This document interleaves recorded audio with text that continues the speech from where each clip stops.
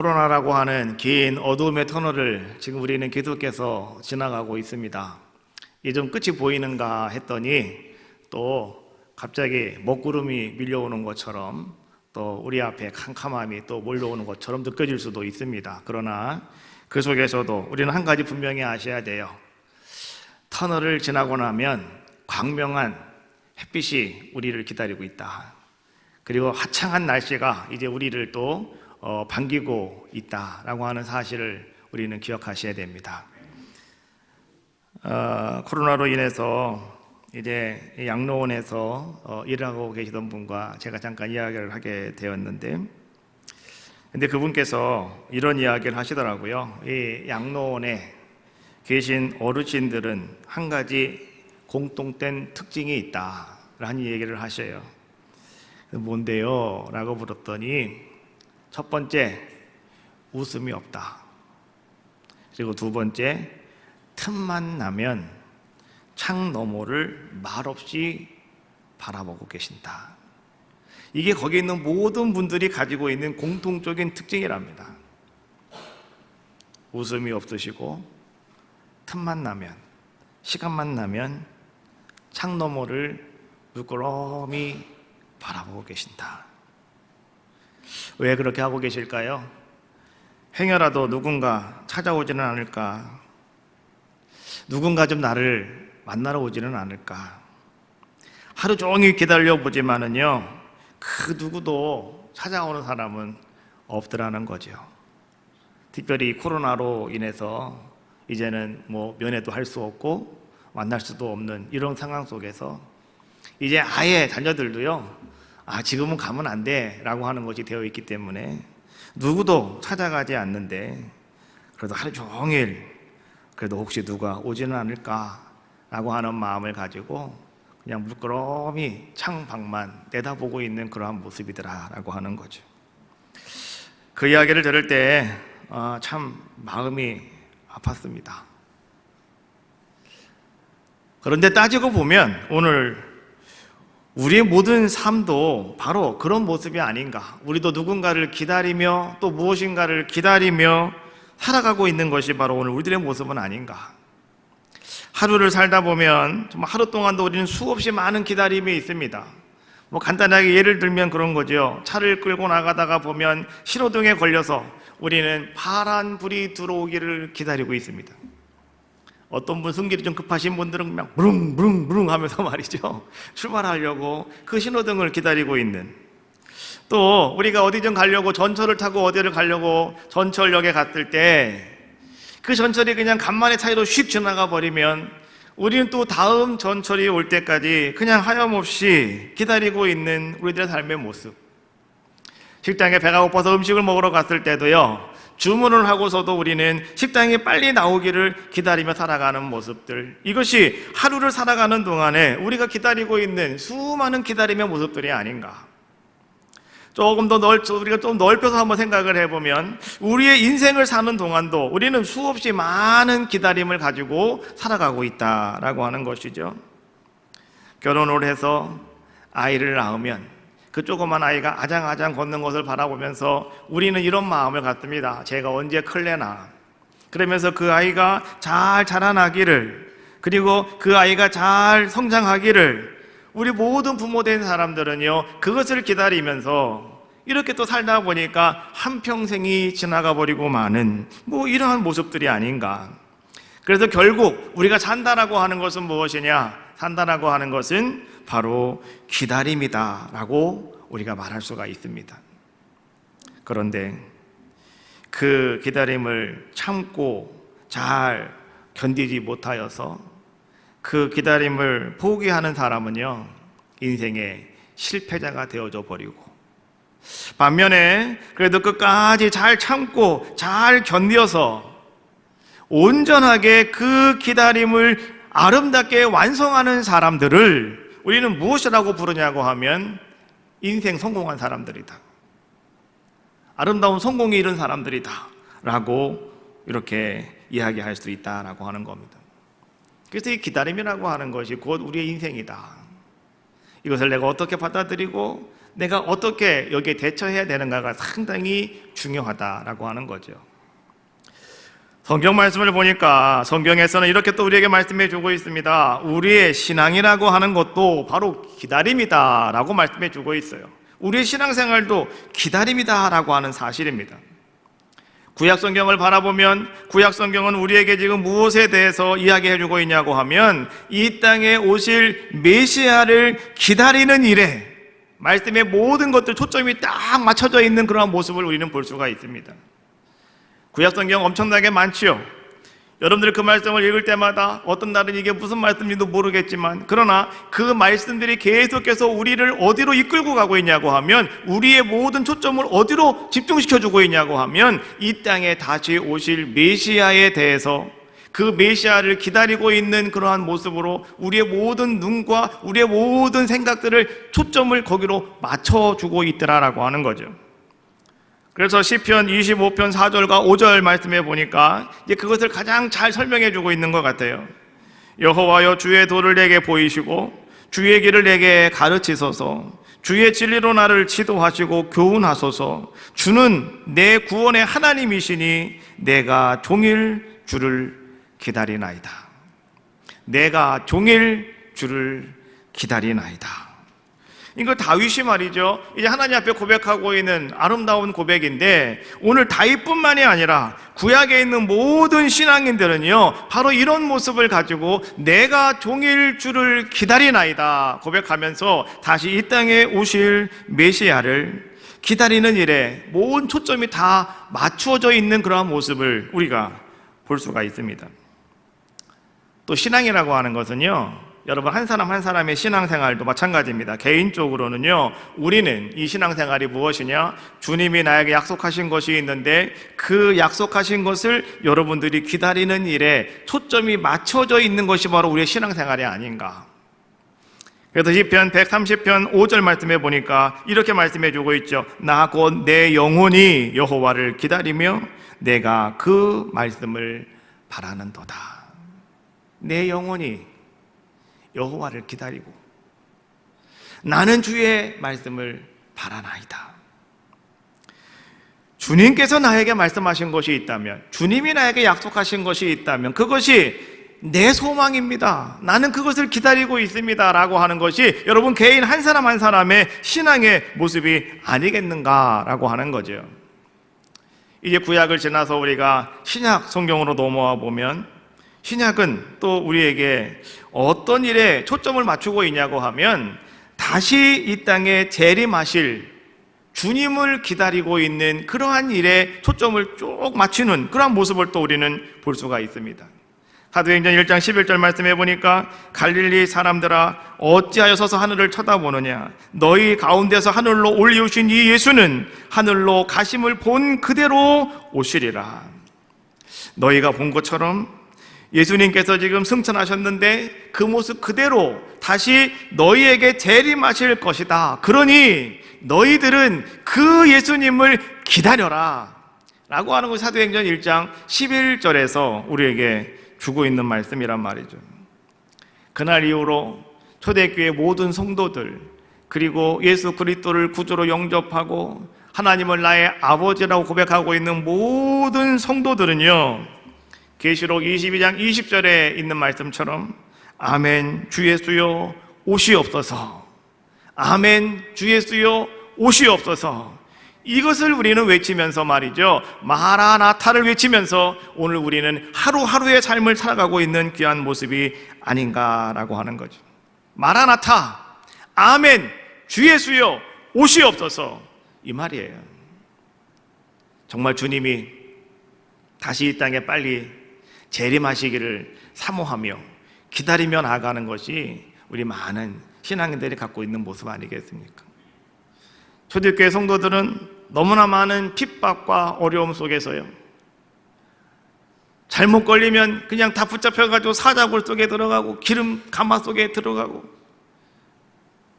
맹수들이 막 그냥 뜯어먹고요 양쪽으로 묶어가지고 막 짐승들이 땡겨가지고 사지가 다 찢어지고 말이죠.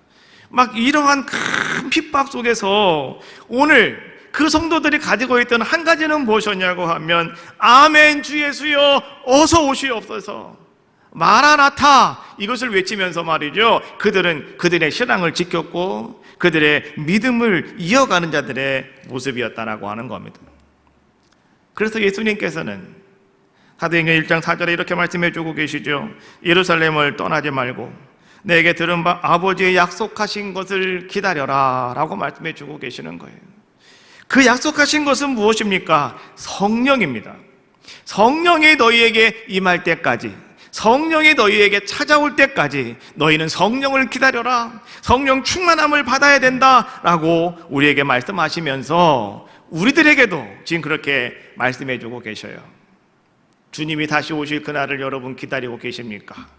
그러면 지금 우리는 성령 충만함을 또한 여러분 기다리셔야 됩니다. 성령 충만함이 여러분 가운데 있으셔야 돼요. 예루살렘을 떠나지 말고 성령이 여러분들 가운데 다시 찾아온 그날까지 여러분 기다리시는 거예요. 성령이 여러분 속에 임했을 때 우리는 아멘 주 예수여 오시옵소서, 어떤 어려움과 환난 속에서도 여러분들은 마라나타를 외치며 오늘 주님을 기다릴 수 있는 귀한 자가 될 줄로 믿습니다. 신앙생활도 기다림이고 우리의 인생도 기다림이다.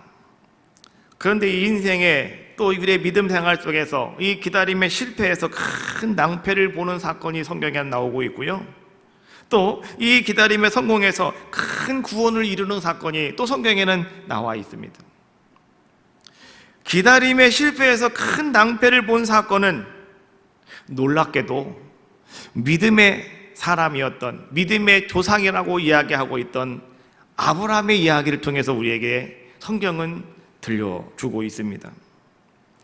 창세기 12장에 말씀해 보니까 하나님께서 아브라함에게 이렇게 말씀해 주셨어요. 내가 너에게 큰 민족을 이루게 하겠다. 그러니 너는 너의 본토 친척 아비집을 떠나서 내가 내게 지시할 땅으로 가라. 그때 아브라함의 나이가 75세였습니다. 아브라함은 다른 걱정거리는 아무것도 없었습니다. 근데 아브라함의 걱정거리가 한 가지가 있었는데 그것은 뭐였냐고 하면 아브라함에게는 자녀가 없었다는 것이었습니다. 그래서 아브라함은요, 내가 어떻게 하면 이 자녀 문제를 해결할 수가 있을까? 아버지한테 가서 물어보고, 형들에게 가서 물어보고, 삼촌들에게 가서 물어보고, 동네 유지분들에게 가서 물어보고, 만나는 사람들에게 가서 물어보는 겁니다. 내가 이 문제를 어떻게 했으면 좋겠느냐고. 사람들은 답을 주었죠. 네 형이 아들 하나 놓고 죽었잖아. 그 아들 데려다가 키워. 네 아들로 삼으면 되지. 왜 말이 많니? 이렇게 했단 말이에요. 그래서 아브라함이 조카 롯을 데려다가 자기 아들로 삼는 겁니다. 그래서 하나님께서 이제는 너의 본토 친척 아비집을 떠나라 라고 말씀하셨을 때 하나님은 아브라함에게 이렇게 말씀하시는 거예요. 이제 여기저기 가서 그 문제 갖고 그만 물어보고 사람들 귀찮게 하지 말고 나만 바라봐라. 내가 너에게 큰 민족을 이루게 할 거야. 내가 너로 큰 자손을 내가 거느릴 수 있도록 내가 만들어 줄 거야. 그러니 나만 믿고 나를 따라와라. 하나님 말씀하신 거잖아요. 그래서 아브라함이 75세에 나는 하나님을 믿습니다 고백하고요, 아브라함의 본토 친척 아비집을 떠난 겁니다. 모든 것을 다 끊어버리고 나는 오직 주님만을 섬기리, 나는 오직 주님만을 사랑합니다, 나는 오직 믿음으로 살겠습니다, 이런 마음을 가지고요, 아브라함이 75세, 늦은 나이지만 그 75세에 아브라함은 오늘 하나님을 따라가는 자의 모습이었다라고 하는 겁니다. 그런데 마음이 급해진 아브라함, 자기 친척의 본토 아비집을 떠나서 이제 아무도 없는 곳에 혼자 와 있는 아브라함. 근데 아브라함은 마음이 급해졌어요. 그래서 하나님께서 도대체 왜 나에게 말씀하신, 약속하신 그 일을 이루어 주시지 않을까? 그래서 아브라함은 더 이상 기다리지 못하고 아브라함은 어떻게 합니까? 자기 집에 종으로 살고 있는 엘리에셀이라고 하는 사람을 택하고 뭐라고 말합니까? 오늘 이 엘리에셀이 나의 상속자가 될 것이다 라고 이야기합니다. 다른 말로 말하면 이 엘리에스를 내가 양자 삼겠다, 이런 얘기예요. 그때 하나님은 아브라함에게 이렇게 말씀하셨죠. 창세기 15장 4절, 여호와의 말씀이 그에게 임하여 이르시되 그 사람이 내 상속자가 아니라 내 몸에서 날 자가 내 상속자가 되리라 하시고, 하나님이 하시는 말씀이 no, 아니라는 거예요. 네 몸에서 날짜가 내 상속자가 되는 것이지 그렇게 양자 데려와서는 그게 내 상속자가 될 수가 없다. 내가 그 사람을 통해서는 약속한 거 이루지 않겠다. 하나님은 그렇게 지금 말씀해 주고 계시는 거예요. 그래서 아브라함은 다시 한번 하나님 말씀을 붙잡고 기다리는 겁니다. 근데 세월이 흘러서 이제는 10년이라고 하는 시간이 쭉 흘러가 버리고 말았어요. 10년이라고 하는 시간은 어찌 보면 짧은 시간 같기도 하지만 어찌 보면 10년이라고 하는 시간은 꽤 긴 시간이기도 합니다. 아브라함의 나이가 이제는 85세가 되었단 말이에요. 75세에 나와서 85세가 되었으니까. 그런데 아직도 아무런 조짐이 보이지 않게 되었습니다. 그때 아브라함은 더 이상은 기다릴 수가 없어서 자기 아내 사라와 의논하기 시작하죠. 어떻게 할까? 그때 사라가 한 얘기가 뭡니까? 나에게 몸종 하갈이 있으니 우리 하갈을 통해서 자녀를 낳읍시다 라고 이야기하고, 이제 그런 관계를 통해서 낳은 아들이 누구냐고 하면 바로 이스마엘이라고 하는 아들을 낳게 되었다라고 하는 거죠. 하나님은 다시 아브라함에게 나타나셨습니다. 그리고 하나님은 다시 이렇게 말씀해 주셨습니다. 창세기 17장 5절 6절 말씀해 보니까 이제 후로는 내 이름을 아브라함이라 하지 아니하고 아브라함이라 하리니 이는 내가 너를 여러 민족의 아버지가 되려 함이니라. 내가 너로 심히 번성하게 하리니 내가 내게서 민족들이 나게 하며 왕들이 내게로부터 나오리라. 아브라함은 비록 믿음의 조상이었지만은 초창기에 아브라함의 믿음의 기다림 속에는 참 많은 문제가 있었다라고 하는 것을 지금 성경은 지금 우리에게 말씀해 주고 있는 겁니다. 아브라함은 기다림에 실패했습니다. 그 기다림의 실패로 누가 태어납니까? 이스마엘이 태어나게 되었고, 그 이스마엘은 뭐 좀 이렇게 말하면 조금 그렇겠지만은 그 이스마엘은 태어나서는 안 될 사람이 태어난 겁니다. 끝없는 고통이 이스라엘 백성들에게 지금까지 이어지고 있는 그 열매가 무엇이었냐고 하면 바로 그것이 이스마엘이라고 하는, 그 태어난 이스마엘이라고 하는 자의 열매였다라고 하는 것이죠. 여러분, 지금도 저 중동 지역은 시끄럽지 않습니까?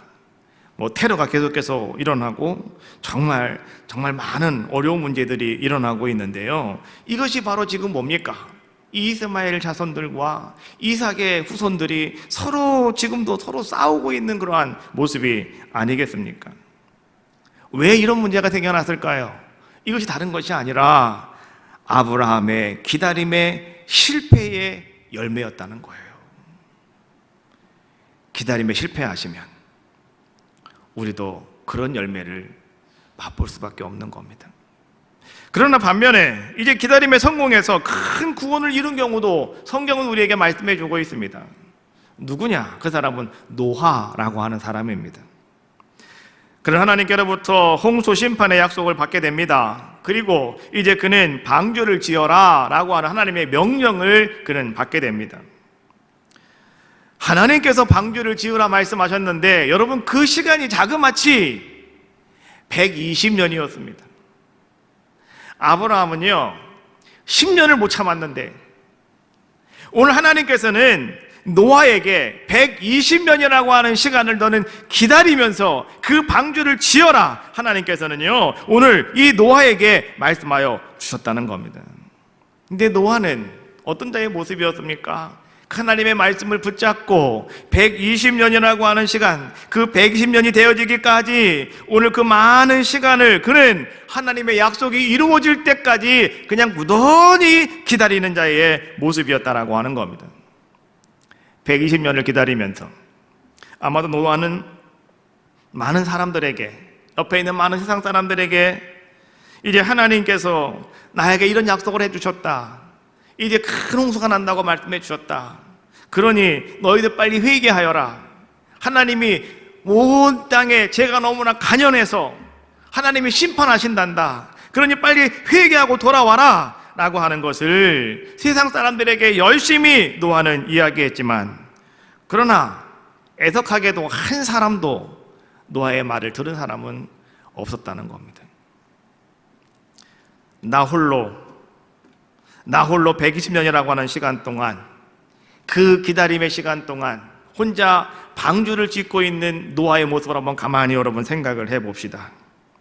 얼마나 견디기 힘든 시간이었을까요? 이 120년이라는 시간 동안 노아는 얼마나 참 외로웠을까요? 누구 한 사람 같이 와서 도와준 사람 한 사람도 없습니다. 얘기 듣는 사람 아무도 없습니다. 오히려 손가락질만 하고 있는 이런 상황 속에서 노아는 그 기다림의 시간이 얼마나 힘들고 얼마나 지치게 하고 얼마나 안타까운 그런 마음으로 살아갈 수밖에 없는 시간이었을까요? 그렇게 노아는 120년을 기다렸습니다.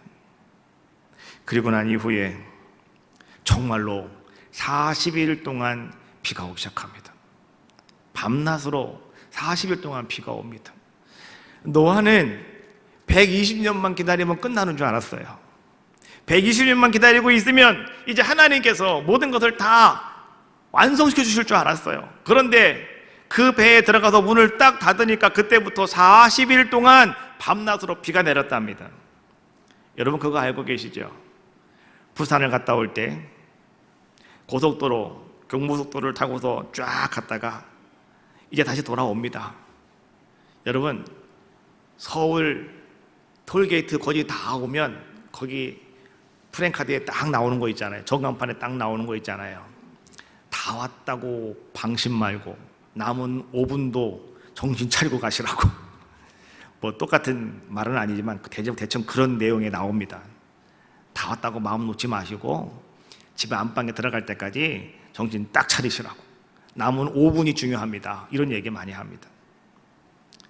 대부분의 많은 사람들은요 300km, 400km를 달려갔다가 오면 다 왔다 라고 생각을 하고 마지막 그 순간에 5분 참기가 힘든 겁니다. 그렇잖아요.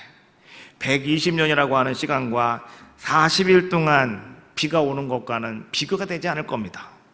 그런데 여러분 아셔야 돼요. 그 40일이라고 하는 시간이 얼마나 긴 시간이었던가를. 또 그것으로 끝나는 게 아니었죠. 비가 온 다음에 온 땅에 물이 꽉 차고 그 물이 다 빠져서 다시 노아가 바깥 육지로 나올 수 있는 시간이 며칠이었냐고 하면 또 150일이 지났답니다. 120년만 기다리면 될 줄 알았는데 하나님은 40일을 또 기다리게 만드셨고, 그것도 부족해서 하나님은 또 150일 동안 물에 잠긴 채로 방주가 떠있게 만들었고요. 그리고 나서 정말로 이젠 하나님께서 언제 다시 노아가 땅에 나올 수 있게 만들어 주었냐고 하면 1년 11일 지난 다음에 노아는 다시 밖으로 나올 수 있는 자의 모습이었고, 그것이 이제는 하나님이 약속하신 모든 것들이 완벽하게 이루어지는 기다림의 완성이었다라고 하는 것을 성경은 우리에게 말씀해 주고 있는 겁니다. 그 시간이 얼마나 긴 시간이었습니까? 그 시간이 얼마나 견디기 힘든 시간이었겠습니까? 그런데 오늘 놀라운 것은 뭐냐고 하면 이 노아는 말이죠, 그러한 기다림 속에서 한 번도 그 기다림 속에 시행착오를 거치지 않았다라고 하는 겁니다. 하나님 말씀대로 그는 120년을 무던하게 기다렸고요, 40일을 또 그는 무던하게 기다렸습니다. 그리고 또 120일, 또 150일 동안 물이 창대할 때도 그냥 무조건 기다렸고요, 물이 빠지면서 1년 8일째가 되는 날 그가 밖으로 나올 때까지 노아는 무던히 기다리는 자의 모습이었다. 그 결과로 그는 어떤 열매를 맺게 되었습니까? 구원받는 아름다운 열매를 거두게 되었고, 새로운 인류의 조상이 되게 되었고, 그 기다림의 성공이 곧 믿음의 성공이 되었다. 이 성공의 열매를 맛보는 자의 모습이 되었다. 이 성경이 우리에게 주고 있는 말씀입니다. 오늘 우리는 강림절 첫 번째 주일을 우리는 맞이했고 지내는 가운데 있습니다. 강림절이라고 하는 것이 뭐냐? 다른 말로는 대림절 이렇게 말하기도 하고, 대강절 이렇게 말하기도 합니다. 라틴어로 아드벤투스라고 하는 이 단어에서 이 말을 끄집어 와서 영어에는요 어드벤트라고 하는 단어를 쓰기도 합니다. 어드벤트, 오다라고 하는 뜻이에요. 오다. 뭐가 오느냐? 예수 그리스도께서 이 땅에 오신다. 이것이 강림절, 대강절, 대림절 이렇게 우리가 이야기를 하고 있는 겁니다. 예수 그리스도의 탄생을 기념하는 예수님이 이 땅에 오신 성탄절, 이것을 앞으로 전 4주간을 우리는 뭐라고 부르냐고 하면 강림절, 대강절 이렇게 우리는 부른다는 겁니다. 교회가 전통적으로 이 강림절을 지키게 된 것은요 한 7세기 무렵부터 시작이 되었다고 하고, 거기에 신학적인 의미를 바로 세워서 본격적으로 이제는 교회력의 한 절기로서 삼기 시작한 것은 10세기부터 그렇게 시작이 되었다고 합니다. 그래서 이 강림절에는요 신학적인 의미 두 가지가 있습니다. 첫 번째는 무엇이냐고 하면 주님의 성탄을 마음 깊이 정결하게 준비하는 것, 첫 번째고요. 두 번째는 뭐냐고 하면 영광 가운데 다시 오실 주님을 기쁜 마음으로 기다리는 시간. 이것이 바로 강림절의 신학적인 의미다라고 이렇게 이야기합니다. 그러면 오늘 이 강림절이라고 하는 것은 간단하게 우리가 한마디로 정리해서 이야기를 하면 이 강림절은 무엇이냐고 하면 기다리는 절기, 기다림의 절기가 바로 이 강림절이다라고 우리는 말할 수가 있는 겁니다. 교회적으로 보면은요, 이 교회력에서 볼 때 이 강림절은 상당히 중요한 의미를 가지고 있습니다. 그것은 뭐냐고 하면 이 강림절 오늘입니다. 이 첫째 주일 오늘부터 이 교회력은 새롭게 시작이 되어지는 겁니다. 1년 동안 교회력이 있어요. 여러분, 이스라엘 백성이 출애굽을 할 때 여러분 그날이 언제인지 아십니까? 6월절이잖아요. 그날이 언제인지 아시냐고요? 그들은 로마 사람들의 표기에 따라서 몇 년, 몇 월, 며칠 아마 이게 있었을 겁니다. 그런데 하나님께서 뭐라고 말씀하시냐고 하면 그날이 1월 1일입니다. 하나님께서 지금까지 너희가 살아왔던 모든 것들은 다 접어놓고 오늘이 너희에게 1월 1일이야. 너희가 오늘부터 새롭게 시작하는 거야. 오늘 하나님은 그렇게 말씀하시면서 이스라엘 백성을 애굽에서 출애굽시키지 않습니까? 바로 그거예요. 이스라엘 백성이 성막을 건축을 해놓고 첫 번째 이제 거기서 예배를 드릴 때 마찬가지였죠. 그날이 첫 번째 날 첫째 날이었어요. 첫 번째 해 첫째 날로 정했습니다. 그냥. 그리고 그날부터 예배가 시작이 되어지는 거죠. 하나님이 그 성전에 다시 성막에 임재하신 그날이 그들의 모든 출발의 첫 시작이 되어지는 것처럼 강림절이 바로 그런 의미를 가지고 있다는 거예요. 교회력의 첫 시작이 강림절부터 시작이 되어진다. 그래서 교회는요 12월 첫 번째 주 아니면 오늘같이 11월 마지막 주가 이제 새롭게 교회의 첫 번째 한 해를 시작하는 첫 번째 출발이 되어지는 거죠. 그 전에는요 우리가 이 교회력에 맞춰서 교회가 운영되었기 때문에 대부분의 모든 결산을 11월 31일 날짜로 결산을 마감을 했어요. 그리고 12월 1일부터 그해 예산이 새롭게 또 시작이 됐습니다. 그런데 이제 나라에서 교회도 세금을 내십시오 이게 생기는 바람에, 종교인도 세금을 내십시오라고 하는 거 생기는 바람에 이제는 거기에 맞춰서 하다가 보니까 이제 우리가 12월 31일 날 모든 교회의 재정을 결산을 하고 1월 1일부터 새롭게 또 이렇게 진행되어지는 이렇게 지금은 나가고 있죠. 그런데 여하튼 이 교회력의 시작은 언제부터 시작이 되어지느냐? 오늘부터 교회력의 시작은 시작된다라고 하는 것. 여러분 이것이 왜 중요하냐고 하면 교회력의 시작이 뭐로부터 시작이 되어진다고요? 기다림으로부터 시작이 되어진다라고 하는 겁니다. 우리의 신앙생활의 핵심이 무엇이냐? 바로 기다림이거든요. 자, 그렇다고 한다면 다시 오실 우리 주님을 기다리고 오늘 여러분 하루하루를 살아감에 있어서 여러분들에게 임재하셔서 여러분들과 함께 하실 그 주님의 아름다운 은혜를 기다리는 것이 바로 오늘 우리 신앙생활이고 신앙생활의 핵심인데, 이렇게 주님을 기다리는 그 절기가, 이 강림절이 주님을 기다리는 것부터 시작이 되어지는 것이 교회 생활의 시작이다라고 하는 것을 우리에게 지금 말씀해주고 계시더라라고 하는 거예요. 그러면 우리가 주님을 기다릴 때 어떻게 주님을 기다려야 될 것인가? 이게 중요하지 않겠습니까? 그것이 오늘 누가복음 12장 35절부터 40절까지 오늘 우리가 읽은 본문에 있는 말씀이에요. 자, 어떻게 주님을 우리가 기다리면 될까요? 그냥 가만히 앉아서 그냥 무작정 가만히 있으면서 주님을 기다리면 될까요? 그게 아닙니다. 성경은 이렇게 말씀해 주고 있어요. 자, 35절, 36절 말씀을 제가 읽겠습니다. 허리에 띠를 띠고 등불을 켜고 서 있으라. 너희는 마치 그 주인이 혼인집에서 돌아와 문을 두드리면 곧 열어주려고 기다리는 사람과 같이 되라 라고 말씀해 주고 있어요. 준비하며 기다리십시오 라고 하는 것을 이야기해 주고 있는 거예요. 유대인들은요, 결혼식을 하면 이 결혼식이 밤중에 있습니다. 낮에는 뭐 뜨겁고 막 그러니까 사람들이 별로 잘 안 다니니까 선을 할 때. 또 유대인들은요, 하루가 시작이 언제부터예요? 저녁이 되며 아침이 되니. 저녁부터 시작이에요, 하루가. 그렇잖아요. 그래서 여러분, 안식일을, 성경의 안식일은 금요일, 아니 토요일, 금요일이죠. 금요일 저녁부터 토요일 다음 날까지. 그게 안식일이잖아요. 그러니까 여러분, 이 유대인들하고 우리하고 조금 삶의 패턴이 좀 다릅니다. 그러니까 그 환경적인 영향과 뭐 지역적 영향도 있을 수가 있는 거겠죠. 그러다가 보니까 이렇게 잔치가 열리면 항상 밤에 열립니다. 그런데 자, 혼인집에 갔다가 우리 주인께서 혼인집에 갔는데, 자, 거기 가서 뭐 잔치 참여하고 돌아오시는데 언제 오시겠어요? 해 넘어가면 오시겠습니까? 아니죠. 다 해가 넘어가고 깊은 밤중이 돼서야 이제 그 주인이 집에 돌아올 거 아니겠습니까? 그런데 그때에 충성스러운 종들은 어떻게 한다는 겁니까?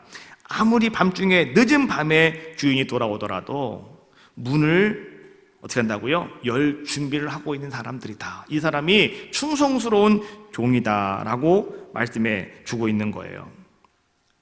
오늘 우리들에게 주님이 하시는 말씀은 이런 말씀이에요.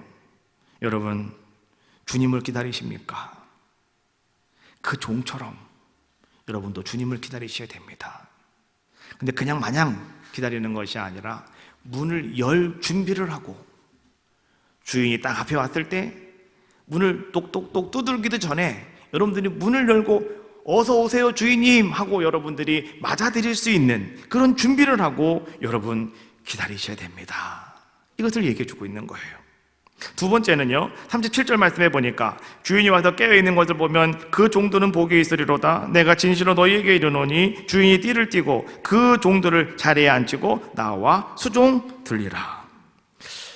자, 오늘 이 말씀은요, 말씀 그대로 우리가 이야기를 해보면 그런 겁니다. 주인이 돌아왔는데 잠도 자지 않고 자기를 맞이해주고 있는 깨어있는 종이 보면 너무나 주인이 너무나 마음이 기쁘다는 거죠. 그래서 그 종들은 복이 있다는 거예요. 어떤 복이 있냐고 하면 주인이 띠를 띠고 그 종들을 자리에 앉히고 나아가 자기가 수종을 든다. 이게 무슨 얘기입니까? 너무나 감사해서 너무나 좋아서 오늘 주인이 야, 종에게 이렇게 말하는 거예요. 야, 너 일로 와봐. 너 여기 상석에 앉아. 내가 오늘 너에게 서비스 다 할게. 네가 나를 이렇게 지금까지 잠도 안 자고 나를 기다리고 너무나 감사해서 내가 너를 섬기고 싶어 라고 하는 것이 오늘 37절에서 지금 예수님께서 비유로 우리에게 지금 말씀하고 있는 건데요. 근데 실질적으로 이런 일은 일어나진 않겠죠. 어떤 주인이 와가지고 종이 문 열어준다고 해서 어허하고 들어가 자겠지. 일로 오라고 해서 막 발 닦아주고 손 닦아주고 말이죠. 자리에 앉혀놓고 막 자기가 종처럼 하는 사람이 과연 누가 있겠습니까? 그런데 오늘 이 말씀은요, 여러분 이런 말씀이에요. 오늘 여러분들이 주님의 재림을 기다리는 모습 아닙니까? 그러면 주님을 재림을 기다리고 있는 여러분들의 모습이라면 오늘 여러분들이 그 종처럼 그렇게 깨어있는 자들의 모습이 되어진다면 주님이 오시는 그날 여러분들을 축복해 주신다는 거예요. 여러분들에게 큰 상급을 허락해 주신다는 거예요. 그 여러분들을 칭찬해 주신다라고 하는 것을 이야기해 주고 있는 거예요. 그래서 깨어있는 사람이 복 있다라고 말씀하시는 거예요. 얼마나 졸리겠습니까? 그러나 그때까지 인내하며 깨어있는 사람, 이런 기다림이 우리에게 있어야 된다라고 말씀해 주고 있는 거죠. 38절 말씀해 보니까 주인이 혹 2경이나 혹 3경에 이르러서도 종들이 그같이 하고 있는 것을 보면 그 종들은 복이 있으리로다 라고 말씀해 주고 있어요.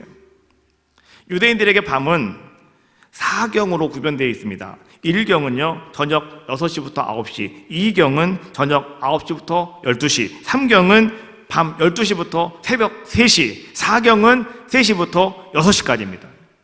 자, 그러면 여기서 2경이나 혹은 3경이라고 하는 것은 뭐예요? 저녁 9시부터 3경은 새벽 3시까지잖아요.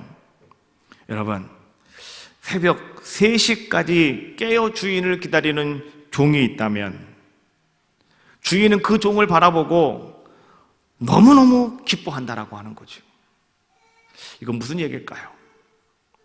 이거는 조금 우리가 영적인 의미에서 이 말씀을 여러분 접근해 보셔야 되는데요. 이것은 이런 얘기예요.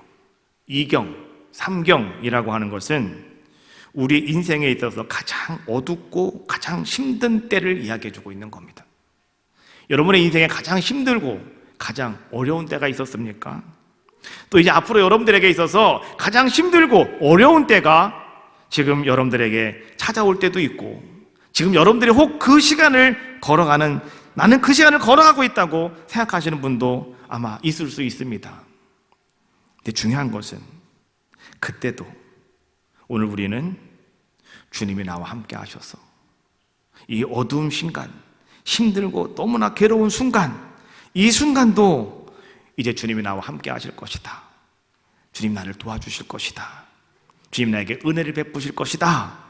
믿고 인내하며 기다리는 자가 복 있는 사람이라고 말씀해주고 계시는 거예요. 39절 말씀해 보니까 너희도 아는 바니 집주인이 만일 도둑이 어느 때에 이를 줄 알았더라면 그 집을 뚫지 못하게 하였으리라. 40절 그러면 너희도 준비하고 있으라. 생각하지 않은 때에 인자가 오리라 하시니라. 마지막은요, 믿음으로 기다리십시오 라고 말씀해 주고 있는 거예요. 예수님 당시에는 도둑들이 말이죠, 이렇게 집에 도둑질을 하려고 들어올 때는 다 집들이 이렇게 흙 같은 거로 이렇게 흙벽돌로 이렇게 세워져 있지 않습니까? 그럼 도둑이 불시에 아무도 모르게 어느 날 갑자기 펑 뚫고 들어온다는 거예요. 그래서 다 가져간다는 거죠. 근데 만약에 도둑이 어느 때 몇 시에 우리 집에 온다라고 하는 것을 알고 있다면 주인이 어떻게 하겠습니까? 방비하지 않겠습니까? 거기는 좀 더 보강을 해놓고, 거기는 뚫리지 않게 만들어 놓을 것이고, 거기는 부서지지 않게 잘 만들어 놓지 않겠느냐라고 하는 거죠. 그처럼 오늘 여러분들도요, 늘 준비하고 계셔야 된다라고 하는 거예요. 왜? 주님은 예상치 않은 때에 오시는 분이 오늘 우리 주님이시기 때문에 그렇다라고 하는 거예요. 예수님은 여러분들에게 내가 어느 날, 몇 날, 몇 월, 몇 시에 내가 너희를 찾아가겠다, 재림하겠다 라고 주님은 우리에게 알려주지 않으셨어요. 그날과 그 시는 아무도 모른답니다. 오직 하나님만이 아신답니다. 그런데요, 그날이 언제인지는 우리는 알 수 없지만, 그러나 오늘 우리는요, 주님이 언젠가는 우리에게 오신다라고 하는 믿음만은 여러분 잃어버리지 마셔라, 이런 얘기예요. 믿음으로 기다리십시오 라고 하는 거예요. 마태복음 24장 14절 말씀해 보니까 이 천국 복음이 모든 민족에게 증언되기 위하여 온 세상에 전파되리니 그제야 끝이 오리라. 이 말씀을 가만히 읽다 보면, 묵상하다 보면 우리 이거 알아셔야 됩니다. 언제 주님이 오신다고 하는 것은 우리가 알 수는 없지만, 언제라고 말씀하시지는 않았지만, 그러나 우리는 어렴풋이 주님이 언제 우리에게 다시 오시겠구나, 우리의 기다림이 언제쯤 끝나겠구나 라고 하는 것을 우리가 알 수가 있는데, 그것은 언제냐고 하면 모든 민족에게 천국의 복음이 전파되어지면 그때서야 끝이 올 것이다 라고 말씀해 주고 있죠. 그제야 끝이 온다고 하는 것이 뭐냐? 그제서야 주님이 재림하시겠다라고 하는 말씀이에요. 어떤 분들은 쉽게 그런 얘기 많이 하더라고요. 예루살렘에서 복음이 전파가 돼가지고 온 세계를 한 바퀴 삥 돌고 다시 예루살렘에 들어가면 세상의 복음이 끝났다, 다 전파되어졌다 라고 이렇게 얘기한다고. 그래서 오늘날 여러분 예루살렘에서 다시 복음이 들어가가지고요, 예루살렘에 지금 막 이 젊은이들이 막 찬양하고 막 예배하는 열정과 뜨거움이 대단하다고 막 그렇게 얘기하고 있습니다. 그런데요, 성경이 우리에게 말씀하는 걸 가만히 묵상하다 보면 모든 민족에게 천국 복음이 증언되면, 모든 나라에 천국 복음이 증언되는 게 아니라 모든 민족에게 천국 복음이 증언되어야 그때서야 비로소 주님이 오신답니다. 선교학회 보고를 들어보니까 전 세계의 민족이 한 6,000개 정도가 된답니다. 언어를 다, 민족마다 언어가 다르잖아요. 그러니까 언어 연구에 보면 민족이 다 나오는 거래요. 6,000개 정도 언어가 된답니다. 전 세계적으로. 그러니까 6,000 정도의 민족이 있다는 거예요, 이 세계에는. 그런데 지금 그 선교학회에서 이야기하는 걸 가만히 들어보니까 아직도 2,000민족 정도가 복음을 한 번도 들어보지 못한 민족이 한 2,000 정도의 민족이 있다는 거죠. 그러니까 그 어떻게 하냐고 하니까 성경으로 번역되지 않은 언어들이 지금 다 2,000개가 있다는 거예요. 그럼 그들은 아직 자기들 말로 성경이 번역이 되지 않았으니까 아직 그 얘기를 못 들어본 거잖아요. 그들에게 복음이 증거되어지면 주님이 이 땅에 오신다. 우리의 기다림이 완성을 이루게 된다, 이런 얘기죠. 모든 민족에게 하나님의 말씀이 전파되어지면 비로소 그때 주님이 재림하신다. 우리의 기다림이 끝난다는 거죠. 자, 예수님의 재림과 가장 그럼 관련이 있는 것이 무엇이냐? 그것은 다른 것이 아니라 바로 선교라는 거예요. 선교. 그렇지 않습니까? 내가 주님을 기다리나이다. 오늘 우리가 강림절을 맞이하면서 내가 주님을 기다리나이다. 근데 주님은 벌써 오셨거든요. 그럼 우리는 무엇을 기다리고 있냐고 하면, 내가 주님을 기다리는 것은 이 땅에 처음 오시는 예수 그리스도가 아니라 다시 재림하시는 예수 그리스도를 우리는 기다리고 있는 거거든요. 그러면 그 주님을 기다리고 있는 우리들은 어떤 삶을 살아가셔야 되느냐? 선교로 여러분의 삶이 초점이 맞춰주셔야 된다, 이런 얘기예요. 주님을 기다리고 계신다면. 그렇지 않습니까? 사도행전 1장 7절 8절 말씀해 보니까 때와 시기는 아버지께서 자기 권한에 두셨으니 너희는 할 바가 아니요 오직 성령이 너에게 임하시면 너희가 권능을 받고 예루살렘과 온 유대와 사마리아와 땅끝까지 이르러 내 증인이 되리라 하시니라. 예수님이 이 땅에서 마지막으로 하신 말씀이에요. 마지막으로 하신 말씀이 뭐냐고 하면 성령을 받으면 땅끝까지 선교하라, 이런 얘기예요. 성령을 받으면, 성령을 받기 위해 너희는 기다려야 되겠고, 성령이 너희 가운데 임해서 성령의 기다림 속에 성령이 너희 가운데 임했으면 너희는 어떤 자들의 모습이 되어야 된다고요? 땅끝까지 복음 전하는 자들의 모습이 되셔라. 너희가 선교한 자들의 모습이 되셔라 라고 말씀해 주고 있는 거죠. 성령 충만의 목적이 무엇이냐? 그건 다른 것이 아니라 땅끝까지 천국 복음을 증거하는 겁니다. 한 민족이라도 그것을 못 들어본 사람이 없을 정도로 모든 민족에게 그 복음이 증거되어질 수 있도록 우리가 땅끝까지 선교할 수 있는 것, 이것이 오늘 우리들이 이 땅을 살아가면서 내가 주님을 기다리나이다 고백하는 여러분들이 가져야 될 사명이라는 거죠. 우리는 그것을 분명히 아셔야 돼요. 이제 주님의 마지막 명령이 선교를 위해서 여러분들에게 말씀하셨다면 이제 우리는 무엇을 해야 될까요? 마음과 정성과 시간과 여러분의 물질까지라도 아낌없이 여러분 이 선교를 위하여 여러분 초점을 맞추시고 여러분들이 능력 있는 성도가 되어야 할 줄로 믿습니다. 이것이 강림절을 맞이하는 오늘 우리가 내가 주님을 기다리나이다 고백하는 우리의 고백이 아니겠습니까? 다시 한번 결단하시고 다시 한번 주님 안에서 그 주님을 기다림에 여러분의 사명을 잘 이루어 가시기를 주님의 이름으로 축복합니다. 주 예수 나의 당신이여 찬양하시고요, 통성으로 기도하겠습니다.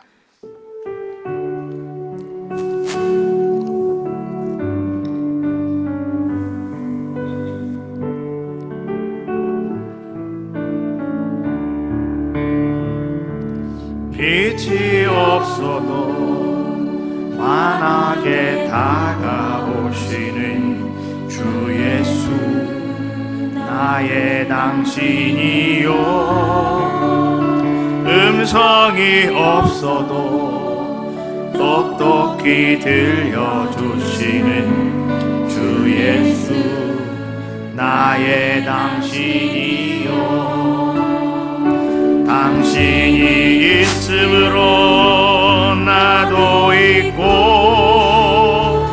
당신의 노래가 머금으로 나도 부를 수 있어요 주여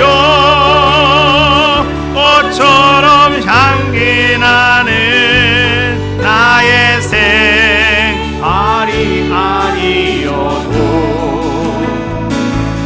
나는 당신이 좋을 수밖에 없어요 주 예수 나의 당신이요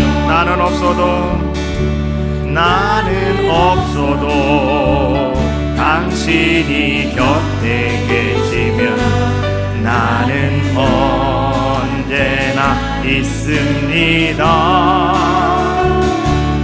나는 있어도 당신이 곁에 없으면 나는 언제나 없습니다 당신이 있으므로 나도 있고 당신의 노래가 머금으로 나는 부를 수 있어요 주여 꽃처럼 향기 나는 나의 생아리 아리여도 나는 당신 좋을 수밖에 없어요 주 예수 나의 당신이 다 같이 동성으로 기도합시다